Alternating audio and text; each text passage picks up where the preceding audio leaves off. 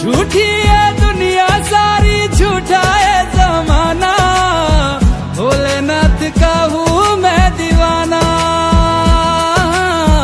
भोलेनाथ का हूँ मैं दीवाना। कैसी है लागी मुझको तेरी लगन, गाऊं और झूमूं होके तुझ में मगन।